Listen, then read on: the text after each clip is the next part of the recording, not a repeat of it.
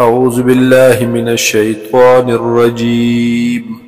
بسم الله الرحمن الرحيم. يا أيها الذين آمنوا هاغ کسانو چی ایمان مراوڑے اذا تداینتم بدین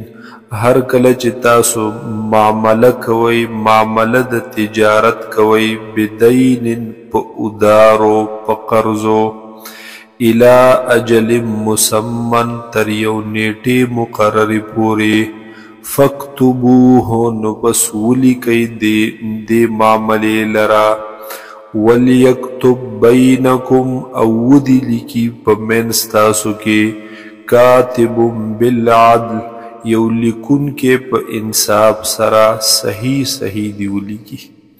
ولا یأب کاتب او انکار دی نکوی لیکونکی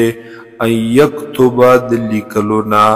کما علمه الله لکه څرنګه چې ښودلی دي دته الله تعالی دا لیکل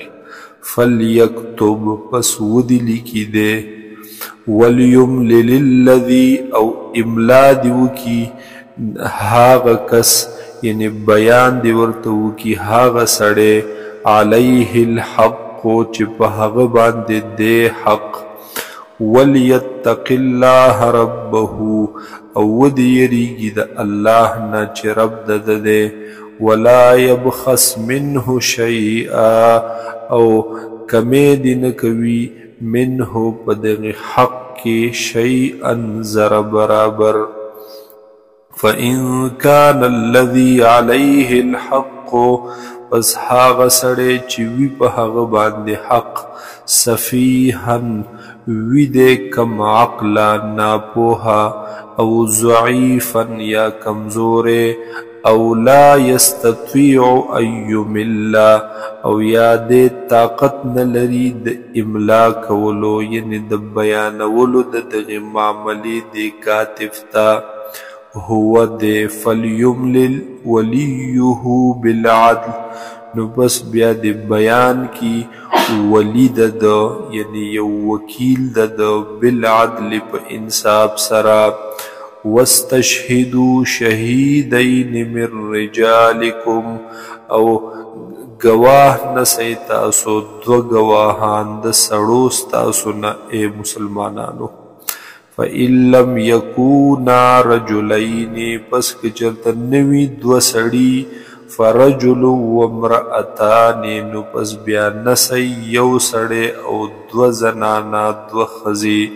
ممن د هغې چانه ترضونا چې رضایئ پې تاسو من الشهداء د ګواهانو نه ان تضل احداهما کچرته ییر شي د یوې د دې دوو زنانو نه فتذکر احداهما الاخرى نو پس وریاد بکی دا یوه په دې دواړو کې د بلې ته ولا یأب الشهداء اذا ما دعوا او انکار دی نه کوي ګواهان هر کله چې راوبللی شي دوی ولا تسأموا او سستی مکوی تاسو ان تکتبوه چې ولیکئ دې معاملې لرا یعنی د دې معاملې د لیکلو نه سستی مکوی صغیرا او کبیرا کوي دا معامله وړه یا غټه الى اجله دا خپل نیټې دا خپل مقرر میعاد پورې ذالکم ذالکل اقسط عند الله دا ډیر د انصاف خبره ده په نزد الله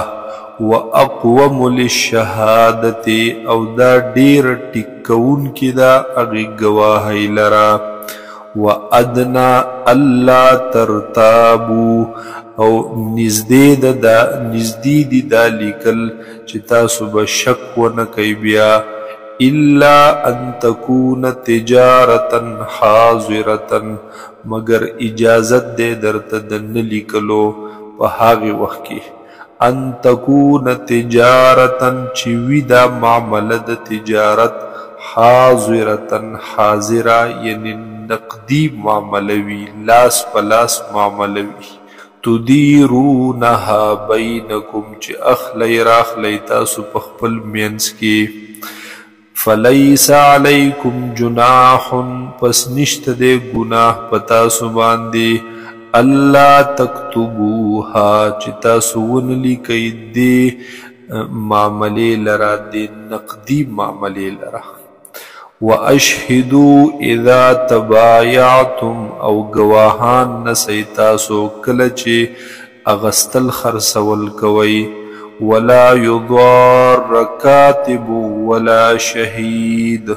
او ضرر بنشي ورکولے لکن کتا او نگواہی کون کتا